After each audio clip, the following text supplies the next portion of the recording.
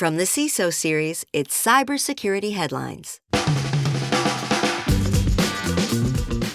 These are the cybersecurity headlines for Monday, July 14th, 2025. I'm Steve Prentice. CISA gives 1 day for Citrix Bleed2 fix.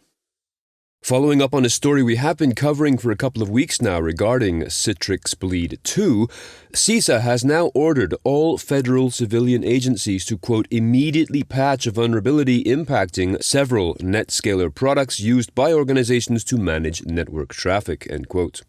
This Citrix vulnerability, known colloquially as Citrix Bleed2, has been described by CISA Acting Executive Assistant Director for Cybersecurity, Chris Butera, as posing, quote, a significant, unacceptable risk to the security of the federal civilian enterprise, end quote. This has led CISA to take the unusual step of giving federal civilian agencies just 1 day to patch it. The bug, quote, affects Citrix customers who manage their own NetScaler ADC and NetScaler gateway appliances, but not those with Citrix-managed cloud services, end quote. Google Gemini flaw hijacks email summaries for phishing. As posted in Bleeping Computer, quote, Google Gemini for Workspace can be exploited to generate email summaries that appear legitimate but include malicious instructions or warnings that direct users to phishing sites without using attachments or direct links, end quote. This is a reinvention of the white font 0-point size technique, and as such, this attack leverages indirect prompt injections that are invisible to humans but obeyed by Gemini when generating the message summary.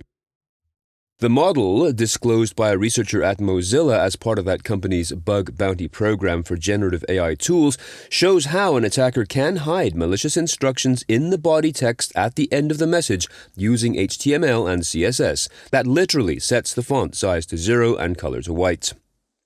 Lacking any links or attachments allows the email to slip through, at which point, quote, if the recipient opens the email and asks Gemini to generate a summary of the email, Google's AI tool will parse the invisible directive and obey it, end quote. Louis Vuitton says UK customer data stolen in cyberattack. The leading brand of the French luxury group LVMH has announced that an unauthorized third party accessed UK operations systems, obtaining information such as customer names, contact details, and purchase history. This follows a similar attack on its Korean operation announced last week.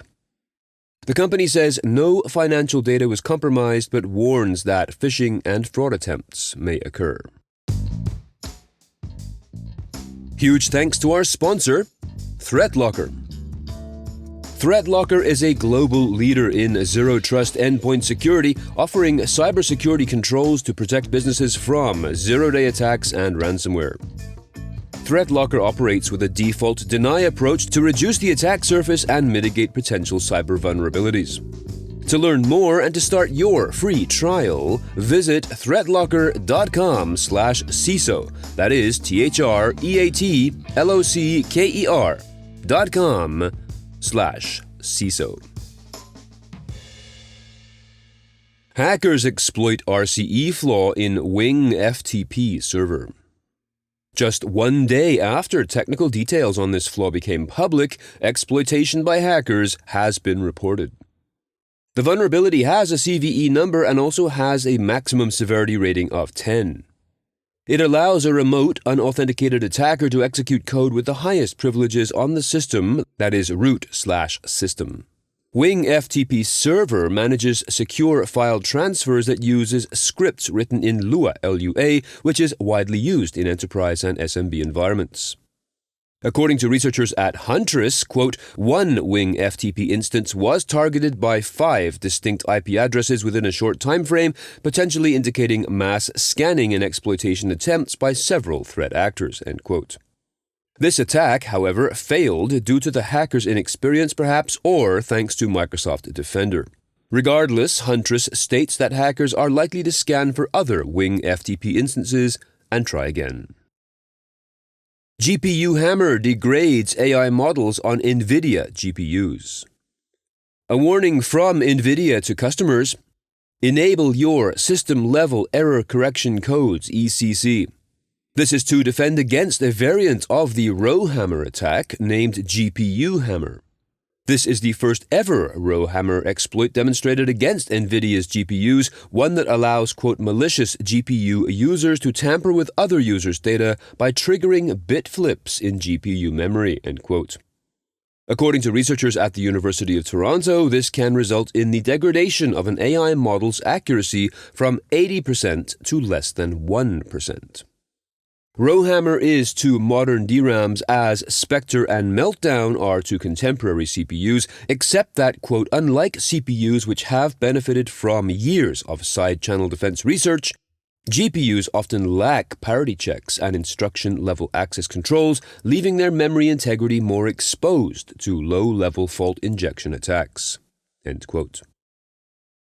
Albemarle County, Virginia, suffered a ransomware attack in June.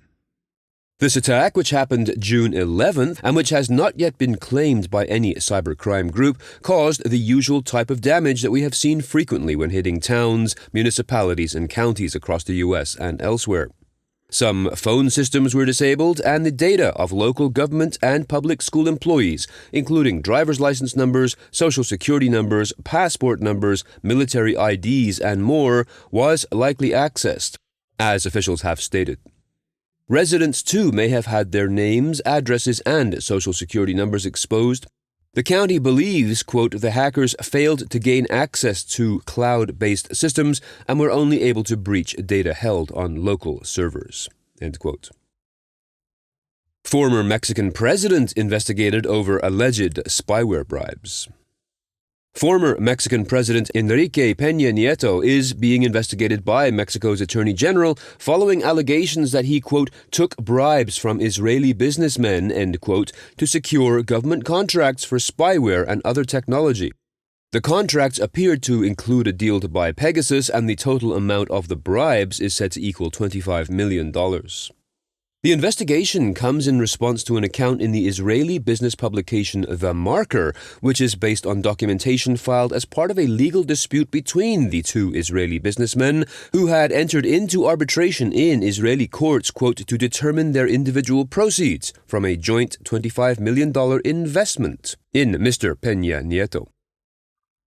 Have you ever seen a cybersecurity vendor cross the line in the name of competition?